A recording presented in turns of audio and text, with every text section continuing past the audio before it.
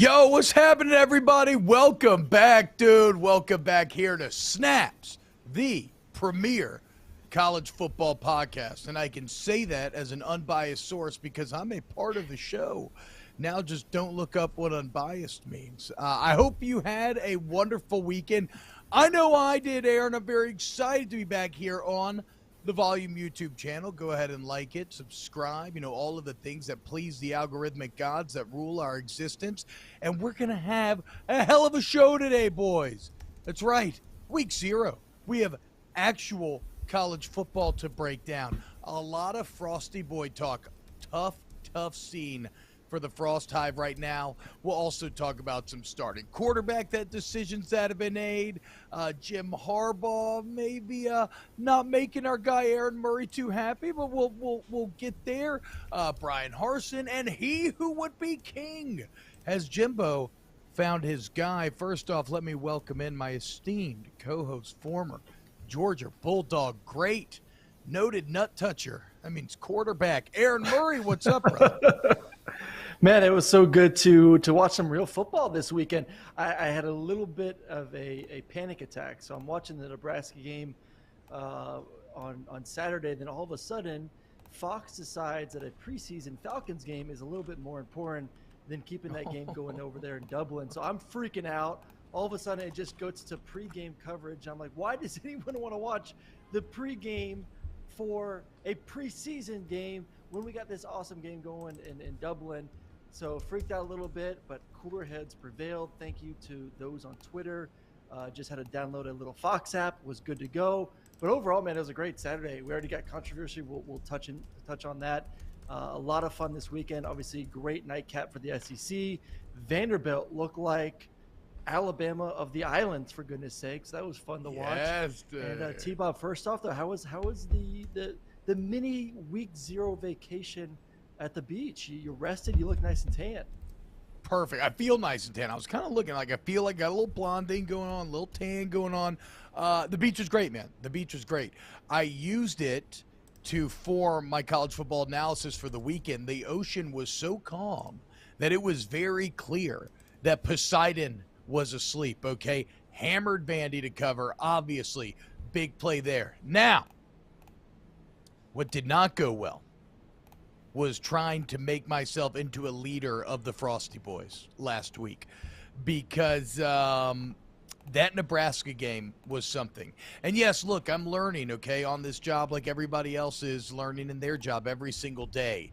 And watching meme compilations of Arnold Schwarzenegger's Mr. Freeze puns, watching those and using those as justification for going all in on Nebraska, maybe not a solid foundation for analysis, because as we learned, Scott Frost can't really get out of his own way.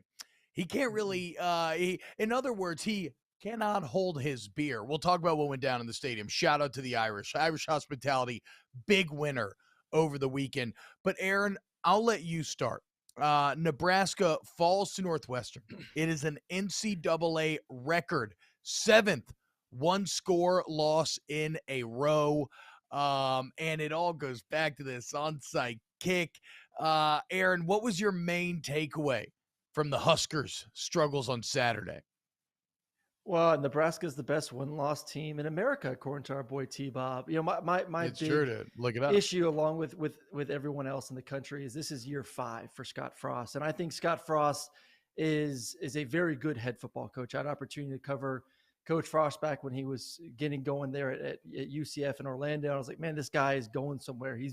He's a player's coach, brings a lot of energy, played the game. There's that respect level to it, and thought he was ready to take that next step in Nebraska. And they just keep knocking on the door. But year 5, you can't be making those type of mistakes as a coach. You may give a coach year 1 or year 2. They got to learn. I was with coaching staff there in Philadelphia their first year when I moved from the Chiefs over to the Eagles, and Doug Peterson was his first year head coach, and he admitted it throughout the year, like, hey man, I made a mistake here in this 2-minute drive. I made a mistake going for it on 4th down.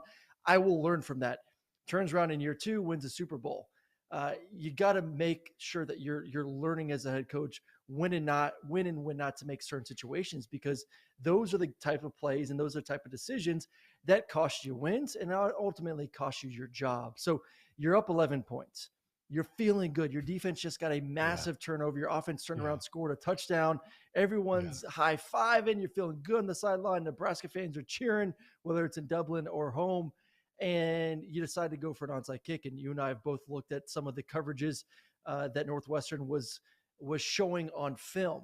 And guys really weren't budging. They weren't moving. I don't know what Scott Frost is looking with a soundbite here soon, but year 5. Here it is. Okay, look, right here it is, Aaron. You're watching right here.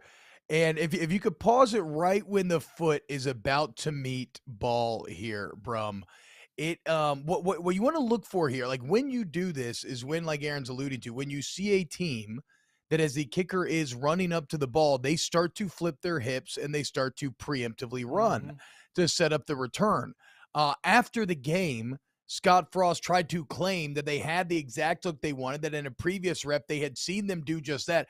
I went and watched every Nebraska kickoff before this one. Northwestern never moved. They had one guy on the edge who started to flip his hips barely before that ball was kicked off. Every other time, they were hyper-disciplined in their stance, wait until the ball was actually in the air till they started to get back. So, like, right there, you have visual proof that, like, even what Scott Frost is telling you to justify what he called his decision after the game, Aaron, it's just simply not true. There's nothing there. It isn't true. And to kill the momentum of your football team. And listen, they didn't play great on defense. So I understand, like, hey, you're up 11 points. You want to maybe help your defense. I mean, Ryan Helinski looked like an all-conference quarterback, couple touchdowns, 27-38.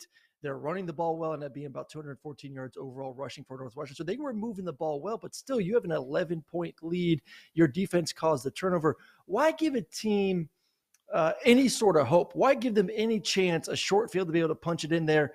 At the end of the day, as we know, I would say the scariest lead in all of sports, especially football, is a 2-score lead, because you feel really good. Like, all right, we got to control this game right now. You get a little bit cocky. Hey, they just got to score 2 points. All of a sudden, if they can score fast, if the opposing team can score fast and make it a 1-possession game, all of a sudden your team, who was up by 2 scores, the butts get tight. Guys get nervous. Coaches get nervous. Guys start making mistakes. And no better example of that was Casey Thompson. He was playing great. And all of a sudden, he goes to crap when things got a little tight. So like, once again, those are the decisions that cost you your job. You're already on the hot seat. People are questioning, or should you be the head coach this season? You get another year. You got a quarterback that I thought was an upgrade, and I thought he looked really darn good for 3/4 of that football game. And then you make a mistake like that as a coaching coach. So this is Northwestern. I know they've been up and down the past 5 years. They only won a few games last year, but if you can't beat Northwestern, how are you going to win other games in that conference? That's my worry. Now, all of a sudden, I'm saying, can this team get to a bowl? Can this team get to 6 wins when you look at how good that conference is? I question that. And honestly, right now, with the decision like that, does 6 or 7 wins even save his job? I mean, it's tough, man. I think Vegas has the over-under set at 7.5. Now, that is an inflated number, right? But I think they were also the second best odds to win their half of the Big Ten. That ain't happening, right? But what that is indicative of where fan expectation is at. And what always determines your job security is not the results themselves. It's where do they land in relation to that expectation. And here after week 1, it feels like they are going to land far short. I want to take you back, though, Aaron, because the most fascinating part to me about Saturday was the game flow and how ultimately, no matter how good, you mentioned the word hope, right? Scott Frost has made it an art form in terms of giving his fans hope, only then to grind it out of existence. I mean, think back, guys. Okay, so we have a full offseason of change and promise, right? You finally hire a special teams coach. You hire Whipple. You get a Texas transfer quarterback. You do pretty well in the transfer portal, right? There's kind of an undercurrent of positive momentum. You are here on this amazing stage. You're in Ireland. You're playing in the only game that matters of the day. You got that great noon slot on Fox. You got millions of people watching on a literal international stage. And then you come out and you go right down the field, dude. I mean, you are marching big third down conversion. You finish it with a beautiful 30-yard touchdown pass. The receiver mosses the corner. At that point, all of your dreams are coming true as a Nebraska fan. Like, it's all happened. It has finally happened. And then the game goes on, and you're like, oh, man, I don't know, dude. Okay, they're starting to come back a little bit. And it's an interesting flow, right? Nebraska goes up early. Northwestern takes all the momentum back, gets the lead right before half. That's where Nebraska fans started to become stressed. But then, all of a sudden, in the third quarter, Nebraska takes over. Surely now, they would not do something to blow it. And then Scott Frost got involved. And look, man, I know he went on to kind of blame the offensive staff a bit afterwards, which is hilarious. One game into a new OC's reign, he was like, I think our offense learns you got to be a bit more creative to hang in this league, or, adaptable. But at a certain point, it's you, Scott. I mean, you're now 5-21 in games decided by one score. Whipple wasn't there for that. Whipple wasn't there for the first 6 games of this stretch. I mean, I don't know how many people are my age out there listening to this, but to me, watching a Scott Frost football game is like watching an episode of That's So Raven, right? If you've ever seen That's So Raven, she can see the future, but she sees something and she's like, oh no, I don't want that to happen. So she tries to do all these things to prevent it from happening, but what does she do? She creates the very scenario she was trying to avoid. Right? It's a time paradox. That's Scott Frost. He's like, okay, we want to play we want to play aggressive football. We want to try to win. We're not playing not to lose. This onside kick, that's it. That's going to be the aggressive football. And instead, with that aggression, he creates the very situation he was trying to avoid.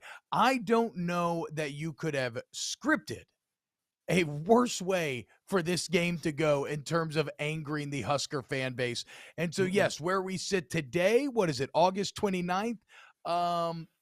It feels very tough to think about Scott Frost continuing as the Nebraska head coach. Like, this has the potential to spin off in the middle of the season, right? If they don't respond well to this loss, Aaron, he could be gone before the season's over.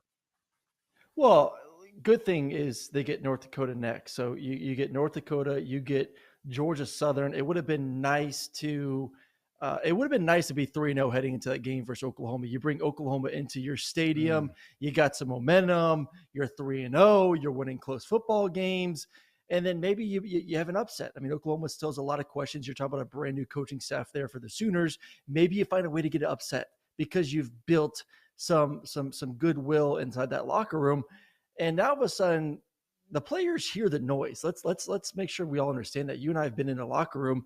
You know when certain positions are on the hot seat. You know when your coaching staff is on a hot seat. And we always talk about, as a fan, the players will play harder because the players love Coach Frost and they want to support him. Yeah, I get that, but it is a distraction. And these kids have, they're 18 to 22, 23 years old. They have enough on their plate already. They're trying to get ready for a football game and one of the toughest conferences in America. Now they throw school into the equation. They got NIL. I mean, they're getting pulled in this way, that way, this way, that way. And I guarantee when they meet with the media this week and when they're on campus talking with their friends and when they're talking with mom and dad and aunt and uncle, the thing that's going to be brought the most is, hey, is Coach Frost going to be your coach this year? Is Coach Frost going to be your coach next year? Why did Coach Frost decide to kick an onside kick? All these people are starting to put more and more doubt into these players' heads of should Coach Frost be your head football coach. And all it takes in this league is just having a little bit of doubt for that to trickle through the entire football team, for that to then affect your play each and every Saturday. So that's the territory we're getting into now. These players have been behind him for 4 years. They believed in him. They keep believing in the notion of, hey, we're right there, that we have these close ball games. We have these one-score games. We're going to push through in year 5 with Coach Frost. And in the first game, it doesn't happen. And one of the big reasons why was because of a decision made, not from a player, not from a mistake on the field. And yes, there were mistakes on both sides of the football for Nebraska, but from a coaching decision that put their team in a bad situation that is going to be the headline this entire week. So at some point, you're going to see it affect the football team. You're going to see it affect the locker room. And that's why I don't think Nebraska going forward is going to have a good year, because they've had chances to rally for their coach. And if Yeah. it hasn't happened in year 5, it ain't going to happen now. No, and well, it's like I said, it's a tough time for me and the rest of the Frosty Boys. That dream may have died on the vine here in week number 1. Also, last thing here, horrible quote when he gives the quote about his O lineman throwing up 4 to 5 times a practice, like that's a positive, and then you come out in game number 1 and you literally look like a heavyweight fighter that used all of their energy up in the first couple of rounds. So Scott Frost, it's an awful Monday to be Scott Frost. We gonna figure out if Jim Harbaugh is going to have an awful Monday next week, as Aaron Harbaugh coming out. And I'm going to read the letter. I'm going to read the letter here. This is from Jim Harbaugh. This is officially released, Michigan letterhead, right? We have made a decision. Both quarterbacks have played great, done everything they could have, and in every way to win the starting job. Coming out of camp, I just feel we have 2 quarterbacks, Cade McNamara, J.J. McCarthy, that we feel very confident we can win a championship with either of those 2 behind center. It's great for our team, but there's only one ball, and only one quarterback can be out there at a time. So we're not ready to say who that starting quarterback is. But the decision that we have made is Cade McNamara will start the opener against Colorado State, and J.J. McCarthy will start the second ball game against Hawaii. And then after week 2, we will make a decision going into week 3 on the starter and backup. Aaron, you are a former quarterback. I think this irked you a little bit. It did. And I know a lot of people were saying, oh, well, Coach Harbaugh has coached the position. He's played the position. He knows what he's doing. But just go look at the track record since he took over at Michigan and look at the success at that spot. And there really hasn't been any success since 2015 for Michigan and quarterbacks. The best one has been Shea Patterson, for goodness sakes. He has not had an elite quarterback at all. And maybe that's part of the decision of why, hey, I'm not sure who I want to go out there and be my starter week 1. But being a former quarterback and being a guy that I've been in quarterback battles a lot in my life, and not having the confidence from a coach saying, either way, who's going to be the starter, who's going to be the leader, because you and I both know this, you're an offensive lineman, the quarterback has a certain leadership role in the locker room. He has obviously a major leadership role inside the huddle. And it's that one voice that kind of dictates the tempo of the team. It kind of dictates the tempo of the entire offense. You need the reps. You need the timing down with your receivers. You need the communication with your offensive line. You need the timings with the tight ends and the running backs. There's a lot to go into it. It's not just simple, hey, here's a football, go out there and play. If you want to be in a team like Michigan that's trying to repeat as Big Ten champions, as a team that's trying to get to the playoffs, you need every opportunity to make sure that your guy taking the snaps is ready to go each and every week, especially as conference play gets going. So I hate the decision. I hate it for the team. I hate it for the quarterbacks. To me, it seems like you're so worried about possibly, and this is real world now, the transfer portal. Coaches have to worry about this because the quarterback is a different position. It's not a receiver.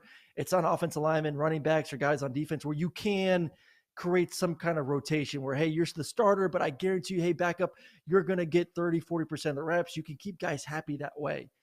Quarterback, it's one. You always talk about the old saying is, hey, if you get 2 quarterbacks, you have no quarterbacks. I think this is the situation here. Or maybe it's a situation of the transfer portal of, hey, I'm worried about one of these guys transferring. If I tell them, hey, you get one game, most likely they're not going to transfer at that point. So I think that could be playing to it a little bit. But overall, like I said, I hate this decision. I think it's unhealthy for that quarterback room, and I think it's unhealthy for the football team. And I know you could still get away with winning those first 2 games. And if Ryan could bring up the schedule real quick, it's an easy schedule early on for Michigan. But once again, every rep is valuable. Every opportunity to take a snap is valuable in this league. So we saw Hawaii this past weekend. That game September 10th is going to be a big win, most likely a win versus Colorado State. You get essentially a third bye versus UConn once again. But you want to talk about building some momentum. You pick a quarterback. He goes out there and has a killer first 3 weeks And all of a sudden, this offense, who needs to be better this year because of what you lost on the defense side of the football, is saying, hey, man, we're an offense that is humming. No, you're going to be an offense that's still trying to figure out who the hell your quarterback is come that third game versus UConn. Look, Because both quarterbacks are going to play well. The schedule and the opponent dictates that you're going to have success. So then what do you say week 3 when you have both quarterbacks excel? Okay, well, each of you are going to get a half versus UConn? Who played more well? No, I mean, look, the bottom line, Aaron, you hit on it. The bottom line, if you look at Harbaugh's time in Michigan since 2015, Jim Harbaugh sucks at developing quarterbacks. It's ironic. He played quarterback in the NFL. He should know it better than any position. He got successful quarterback play in the NFL out of the quarterbacks that he coached in the league. Like, it is wild. It is Les Milesian. And I can say that because I saw Les Miles try to develop quarterbacks firsthand. And I saw a year in 2008 in which Jarrett Lee threw a lot of pick sixes and it led to losses, right? Where Miles became so conservative, so terrified of turnovers that all of a sudden he was never empowering that position. He was threatening them. The only thing that mattered was not throwing picks, which led to a way over conservative offense, kind of from a philosophy standpoint, but also guys holding on the ball, pass fakes gets harder, you're less threatening, less dynamic, all of these things. As you said, you don't have the confidence to go out there and play if you think that you're going to get pulled at any single moment. Jim Harbaugh is like as bad as Les Miles at developing quarterbacks. That's not crazy. The record shows you that. And so as to the why, go ahead. Well, right now, at this point, you've had spring, you've had summer, you've had fall camp. If you if you want to consider yourself an elite coach, one of the top coaches in America, I'm sure he thinks things like that, and he is a top, I would say, 15 coach in America, especially after the season they had last year. And being a guy, like you alluded to, that's played the position, that has coached the position, that should know the position well. You're telling me, after seeing these quarterbacks play last year, once again, seeing them play in spring, seeing them play in fall camp, and seeing them in scrimmages, you can't properly evaluate the position well enough to say who you believe should be the starting quarterback. And then once again, it goes into the game right now for these quarterbacks saying, hey, the decision hasn't been made. I don't know if I'm going to be the starting quarterback throughout the season. How tight am I going to be in these first 2 games? Once again, I think the schedule allows these guys to still go out there and excel. But once again, like you pride yourself on being a quarterback guy. You should be able to, at this point in the season, this point in camp, I guess not season, this point at the end of camp, be able to say who is the better guy for my football team. Well, I honestly do. I think it has to do with transfer portal. I think he's worried about one of these guys picking up, taking the ball and hitting the portal and leaving. And this is his way to combat that. Look, the cynic in me says yes, right? You always have to be aware of that sort of thing. In fact, Brian Kelly, just before the show started, announced that LSU will not be announcing a starter. Now, he was up front saying, like, it's for a tactical advantage. We have named it, but FSU got to play a warm game. We did not. So maybe it is about the transfer portal. But it's like you said, you're telling me that this guy with all this quarterback experience can't pick a quarterback, and that's where it gets so crazy and hard to understand. That is exactly what I'm telling you. For whatever reason, Jim Harbaugh sucks at getting good college quarterback play. I don't know what it is. If I wanted to play devil's advocate on this situation, and again, I don't love this type of deal because as a player, especially at that position, Aaron, I agree with you. You want rope to play with, right? It's like being an employee in any other instance. You want to know that your boss has your back and that, you're going to be empowered to make mistakes as you try to accomplish that goal. I've been in situations where I was only 1 MA away from being pulled, and it sucked, dude. It applies all sort of extra pressure. Makes it hard to operate in. But if I want to play devil's advocate here, I do kind of like Harbaugh going with like the full-on Joker tactics. Like if you think about Dark Knight back in the day, when Joker breaks in, I think it's like Gamble's gang or whatever, and he kills Gamble, and then he has Gamble's 2 henchmen there, and he snaps the pool stick, and he drops it down in front of him, and he's like, hey, we're having tryouts, but we only got 1 spot available. Harbaugh going full Joker here. And with the easy schedule, again, to play devil's advocate here, with the easy schedule, you could almost treat this like an NFL preseason. Now, I don't know about Colorado State, but Hawaii looks like they are very much the rebuild that we thought they were going to be. Mm-hmm. UConn, while improved under Jim Mora Jr., they looked fine last week, but they're still one of the worst teams in the entire country. I guess it's going to be game 3. But the point is, like, this could be viewed as a bit of a preseason. My only problems, okay, this is what I'll say. The only way I think this works, Aaron, is if you stick with whoever you stick with in week 3. Right? Like, I Yeah. don't Oh, think yeah. you really have a quarterback controversy until you're making mid-game switches. If this is a true tryout deal and then we're going to make a choice and then give that guy a few games of rope to work with, the second that you have a bad series and you take him out and put the other guy in, that's when all bets are off and you officially have no quarterbacks. Well, I want to go what you said, T-Bob, about of having a little bit of rope to play with. You look at the most successful quarterbacks in any league right now. There's a certain line of, and I would say this for most positions and most athletes across all sports. There's a certain line of cockiness and confidence that you have to tightrope, especially at the quarterback spot. You have to walk on the field as a quarterback feeling like you're the baddest dude out there. Like you can make every throw. I don't care if I'm rolling to my left. I don't care if I'm rolling to my left or right. I'm going to make some Patrick Mahomes, Aaron Rodgers type stuff happen. Like that's what you need to feel like when you walk out there. Obviously, you got to be smart. Don't be an idiot. Don't try to throw the ball 40 yards across the field like Patrick does. But have that mentality that you couldn't accomplish anything. Yes. I think right now I'm a little bit worried about these quarterbacks of what their psyche is. It's a valid point of how confident can I go out there? How confident do I feel ripping a 18, 20-yard dig across the middle of the field? How comfortable do I feel trying to fit a ball between defenders? Because I know if I make a mistake, that's that may be my last chance as a starting quarterback at Michigan this year. So you want to be able to play free. You want to be able to play with some confidence. You want to be able to play with some cockiness, and you can't do that when you're battling a quarterback. I'm not saying controversy, but a quarterback dilemma here, where a quarterback has not been named. A coach obviously is alluding to not having confidence in either one of those guys, and that's why the decision still is yet to be made. So overall, I am worried about Michigan. Once again, I said it earlier. This is a team that had to rely on offense being better this season.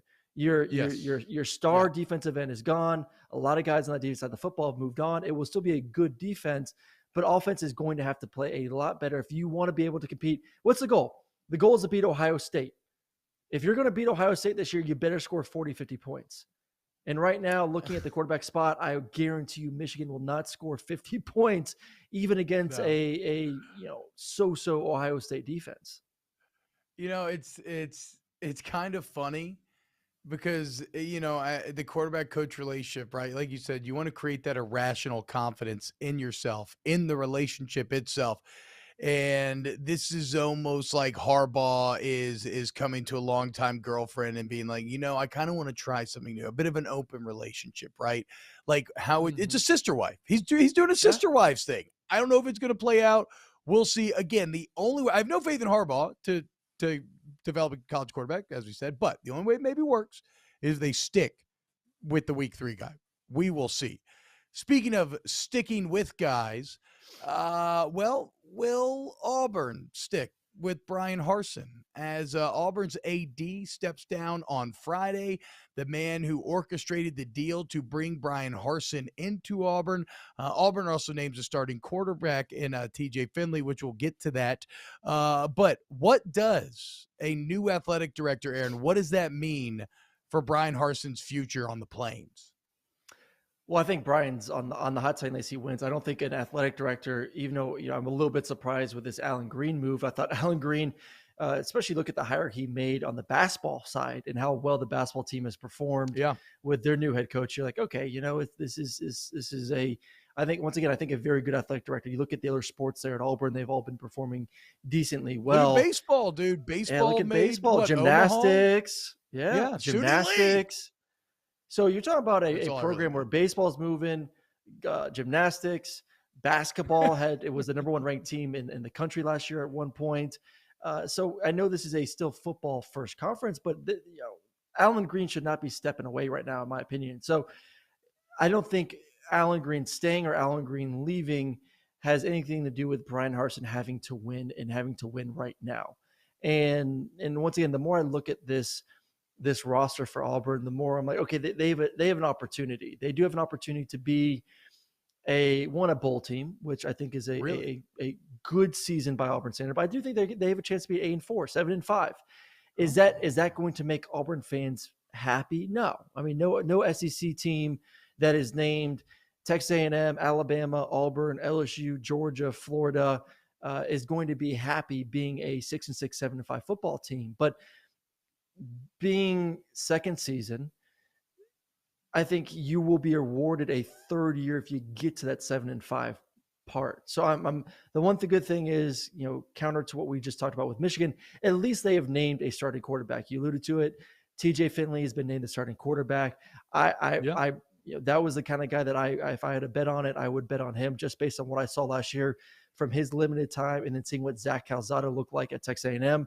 I thought TJ Finley was going to be the guy. And I do think we have a sound bite here as well to go along with what happened with that decision. But I think they have good pieces where you need it. They got a good running game. Offensive line, I think, is adequate. Defensively, they got good guys at every single level. They can win some football games, that's for sure. So I don't think, once again, this Allen Greene leaving necessarily concerns me too much of what the future lies ahead for Brian Harsin. He just got to win. You don't win, you're gone regardless. It's a meritocracy. Matthew Cherry says Auburn really should fire Brian Harsin and send him packing. He's a total joke. He's a poor recruiter. He's not good enough to coach the SEC. I think there's a common sentiment among Auburn. But when I saw the question, what does this mean for Brian Harsin?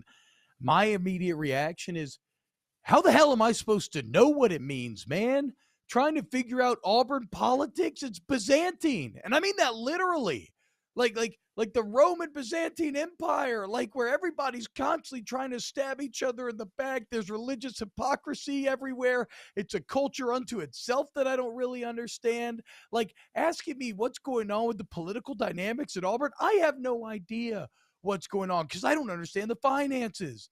Just 2 years ago, they spent $72 million getting rid of Malzahn, bringing in Harsin. Now we spent over a year talking about getting rid of Harsin. And I cannot fathom. I mean, I got to imagine that he's still safe, barring like a 3-9 disaster, because I cannot fathom that in the age of NIL, where you need all the resources you can, that you would fire this man and pay even more buyout money. Like on top of buyout money already being fundamentally dumb and basically just lighting money on fire, like in the NIL era, it actually becomes demonstrably worse because you are taking away from the coffers that could be paid to get better players. So I don't know what this means for Brian Harsin. I still don't think he'd go anywhere, but Auburn's also insane. Now, I do want to talk TJ Finley. And Brum, if you go ahead and hit it, here is Brian Harsin on why TJ Finley won that job. And then I think just fundamentally, he's gotten better as a thrower, as a decision maker. And, that's the one thing. I mean, it's from last year to this year, amazingly enough, people get better. And Auburn quarterbacks improve and they get better. And so he's a guy that's done that. He's taken this offseason and worked very hard on trying to be a better player, have a better understanding, improve his mechanics. And that showed up through the summer. It showed up through fall camp, and ultimately the reason why he's the starting quarterback. Oh, wow. Caught me doing my hair there, Brum. Now it Look just at looks your insane. hair. Oh my Woohoo, God, baby. I look absurd right now. Here's the deal. Like the damn Joker. Wait, hold on, dude. Why is Scott Frost being a dick answering that question? With the like, imagine this. He got better. Auburn quarterbacks get better. Brian Harsin, you can't be a dick. Yes, what I say, Scott Frost. Why did Brian Harsin, you can't be a dick. You haven't earned that right. Like, if Saban wants to be jack off the people, that's fine. Go ahead. You have not earned that right yet. Secondly, I'm actually a big TJ Finley fan. Okay, I watch his cat very closely his true freshman year. I know you're very high on Max Johnson, Aaron. Although Max Johnson had the much bigger wins than Finley did that freshman year, when I watched those games and watched the film, I did not see that much of a demonstrable difference between the two. Different skill sets, certainly.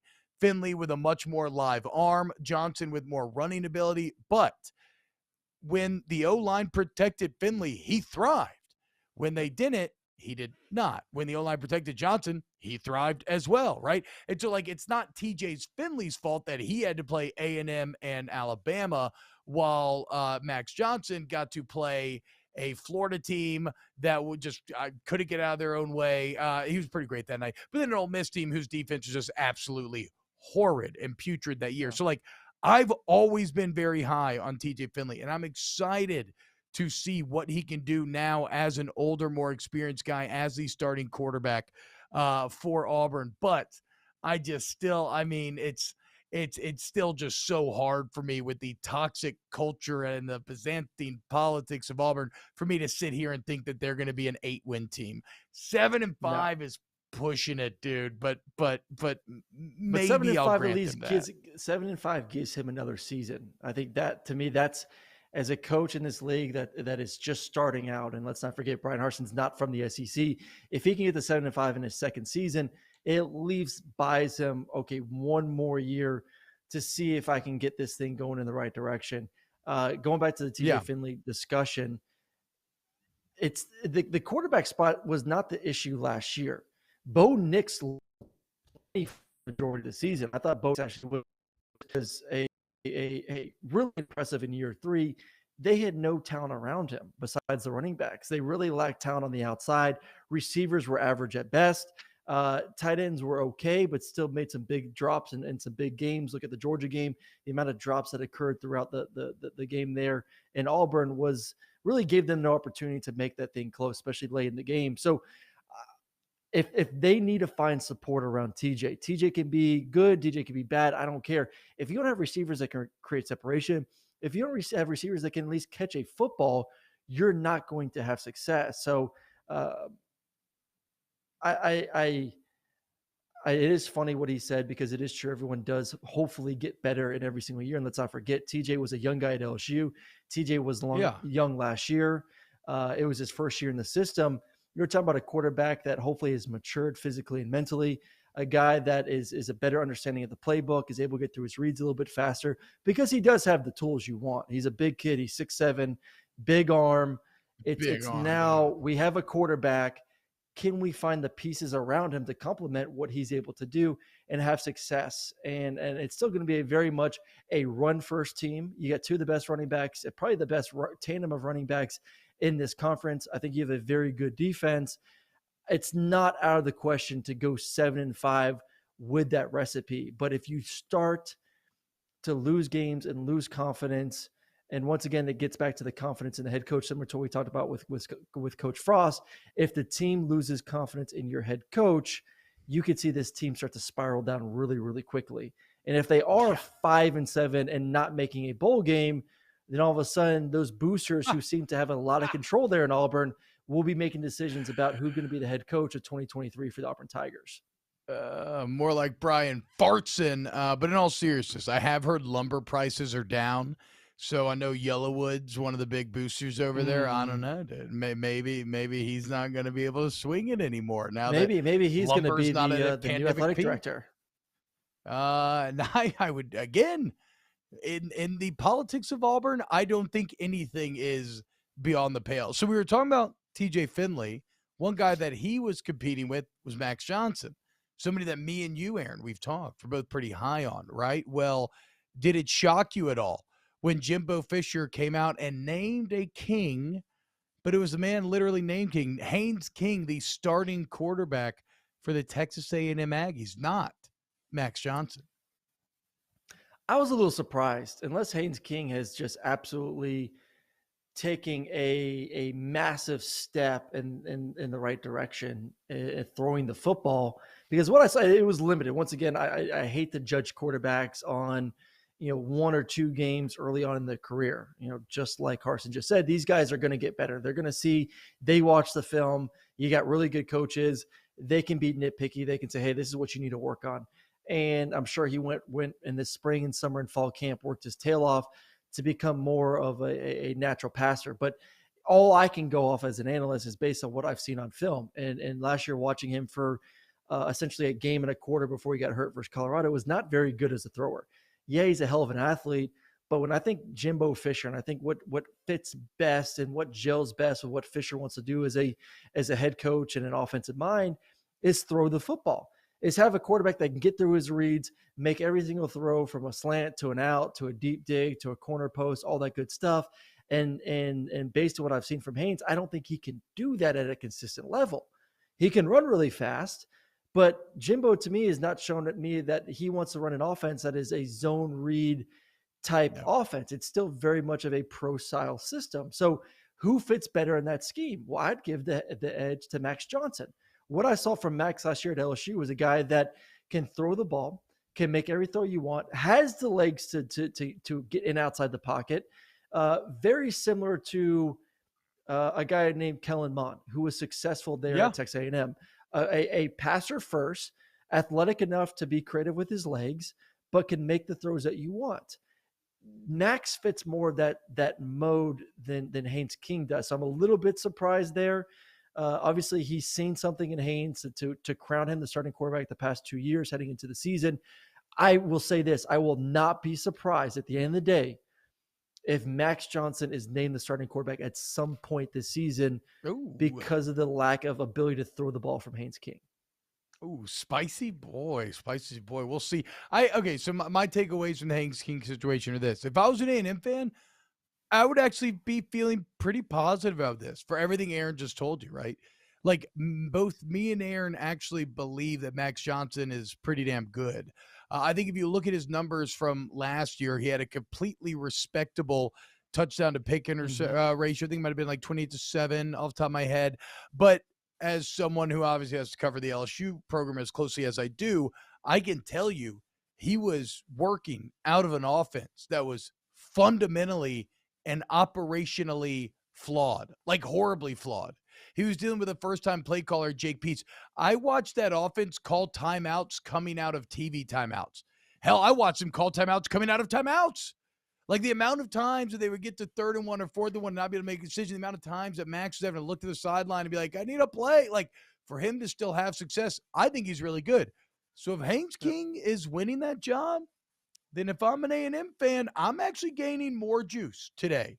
I'm a little fired up. Like from where I sit, I'm a little more worried now about Texas A&M than I maybe was previously, although they may be one of the biggest conundrums in the entire sport right now. It's kind of insane. It's just such a disconnect between how the polls view them and how, like, when you talk to other media members and everybody else, just kind of how they're viewed on the streets. Yeah. Well, I think one thing that is going to be interesting based on this quarterback decision, it also may be a sign, and once again, we'll bring this back to Auburn, a sign of what's around him for the receiving spot. You know, big question for Auburn this year is who's going to be the receivers. I think big question too from A&M is who's going to be the receivers? Who's going to be those top guys? I mean, A-Chain's a guy that you move around, but is he a true number one 0x receiver? I wouldn't necessarily say that. So do you have that consistent playmaker on the outside to run your pro style offense? I think that's the question mark. And maybe that's why you lean more towards a Haynes King of, hey guys, as a coach that's getting paid this much money, and a guy who's supposed to be an offensive mind first, I got to find a way to have success. And I don't have that true, once again, that big 6'3", 6'4", couple receivers that can go win on one-on-one battles. I got some speed guys that you can move from the slot, you can move in the backfield, you can maybe play a little Z and X, but not really that consistency on the outside that we've seen from A&M. So maybe Jimbo's looking at this like, hey, I may not be able to throw the ball 35, 40 times and have success. Maybe I do have to run the football, and maybe having a guy like Haynes King, maybe I dabble a little bit in the zone read RPO world to give my offense a better chance. So there's two ways to look at it. One is, like you alluded to, if he beat Max out, that means that his ability to throw the ball has skyrocketed, because that's more of what you think about with Jimbo. Or I'm more guessing that because of the lack of true receiving talent on the outside, you go with a quarterback that maybe gives you some more options. And maybe this offense for A&M is going to look a little bit different than what we're used to seeing Jimbo run at FSU and during his early career here at Texas A&M for the Aggies. So I'm a little bit more concerned about the skill around this offense. And then if that's the case, to me, this is a team that could be the third or fourth best team in the SEC West. And all of a sudden, Jimbo in his 5th year, that ain't good enough either. But they are spending a lot of money on him right now. So I don't see, obviously he's not on the hot seat right now.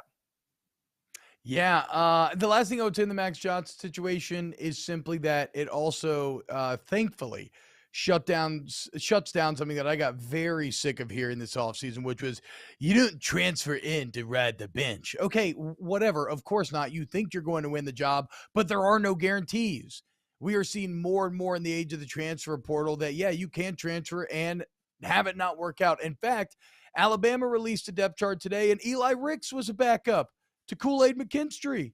Okay, now they had the slash on there, so maybe it still remains to be seen a bit. But the point is, you don't automatically win jobs just because you transfer. Nope. That's how it should be, right? You bring in competition, and then Haynes King is now better than he was for having competed with Max Johnson and vice versa. Aaron, week 0 of college football in the books. Week 1 beginning now. Week 2 of snaps. Very excited. Huge thank you to FanDuel. Shout out to you, Aaron. I believe 2-0 on your picks last week, right? Would you take Vandy to cover in the over? Oh, the over didn't hit? I took the over in Vandy, which hit big time. No, I took Nebraska with the points. Oh, you followed me in the Frosty Boys. That's right. Yeah, I was feeling dude. good. That 11-point lead. I was like, "There's no way." I know, dude. No. I'm a big boy. I can make my decisions. I just got so excited. Freeze, cold ice, all that. It's a bad football analysis, but whatever. We're okay. Best 0-1 team in the country, still going to get bowl eligible. We'll see. Coming up this week, though, guys, we got LSU, FSU. We got Cincinnati, Arkansas. We got Oregon, UGA. We got Utah, Florida. We got Notre Dame, Ohio State. Oh, thank the Lord. Football is here. Aaron, thank you so much, man. Ryan Brumley, our excellent producer back at Mission Control, thank you. Of course, thank you to the Volume YouTube channel, Papa Colin, and subscribe to the podcast, like, share with your friends, rate it, review it, all of those things that help please the algorithmic gods. We will see you tomorrow, 2 p.m. Eastern, with a brand new edition of Snaps. Have a great day.